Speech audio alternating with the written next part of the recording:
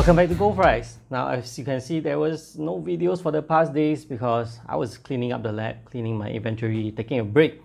And also, I got this card a few days ago, but I had no fresh drivers. So the drivers just available yesterday. And so here am I with the Galax RTX 3060 Ti one-click OC, which is the second most affordable card over here in Malaysia at RM1999.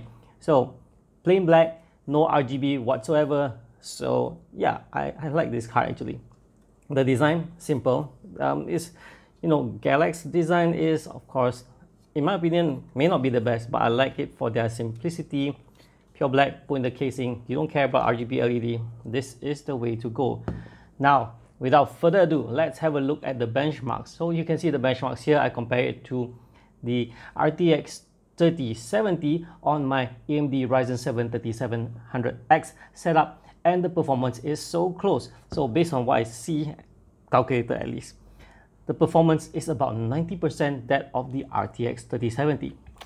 But the price is just about 80% of the RTX 3070. We're talking about RM 500 plus apart, but the performance is like so close, you can't even feel it, especially if you're using, say, 1440p 60Hz refresh rate monitor, then it pretty much makes no difference. If you're aiming for 144, neither of them really hits 144. However, you can tune down the details and both of them will hit it anyway. So it's actually extremely close. In fact, when I overclock this card by, say, bumping 150 MHz on the core and some 200 to 300 MHz on the memory, the performance gets closer to about 95%. So is this a good card as in value-wise? Yes, it is. Price to performance, it's awesome. As of course, price to performance is always not so good towards the higher side, but really, this is an awesome card. You also have to consider that this is a Galax card, so you can control it via mobile app. You can monitor the systems and all that. Details are on my Galax RTX 3070 SG review. Now, let's talk about other things. Thermals. Well, despite being two fans, it cools very well, hovering at just about 70 degrees Celsius with the fan running on auto, whether I run folding at home or running benchmarks like Unigine Superposition 1080p Extreme. Now, as for the power draw, I also compare it to the 3070. The 3070 wall draw with my setup with this AMD Ryzen 7 3700X running Unigine Superposition draws about 330 watts, but for this one, it draws about 290 plus to 300. In fact, I don't see 300 from the wall, it's like 290 something plus, so let's just give you a range of it. So it's about 40 watts difference from the wall. So, and you look at the specs, the 3070s, at least from the NVIDIA side, the power draw is 220 watts, this one is 200 watts, so it's pretty much there. So you're running at much lower power draw and lower heat with 90% performance, and if you intend to do some overclocking, you could hit 95% the performance range of the 3070. Of course, the Galax 3070 is not the fastest clock 3070. I'm just going based on that one for your reference. The 3070, no matter how, is still a faster card. As for folding at home, the CUDA cores on the RTX 3060 Ti comes to about 4,800-ish, while this 3070 has a 5,888 CUDA cores. So this one, the 3060 Ti has about 80% of the CUDA cores. Folding at home wise, performance is about 80% as well. I saw the RTX 3070, at least on my setup, has about 3.3 million ppd at the minimum, but this one, it runs at about 2.7. So that's where it is. There are still physical limitations, so don't expect to overclock the RTX 3060 graphics card to like the RTX 3070's level. However, price to performance wise, it is quite the 3070 killer. And I know we've come to the end of this video now, but I do have some things that I observed that I felt very different this time. NVIDIA typically does not release any Ti models until later, or in the 20 series it was a Super. And so this one is pretty strange that a 3060 Ti came out before the 3060. Remember, 1060 had no TIs. 1070 Ti only came out because of the Vega, was it 56, I think, just to challenge that. And the 1080 Ti came out later. Same with the 20 series. Suddenly there's a super range that came out that pretty much screwed the consumer market, in the sense that there were a lot of regretful purchases and such. It was a surprise. It's a kind of like, felt like a last minute thing. So this one, I don't know whether 3070 users will have any form of regrets.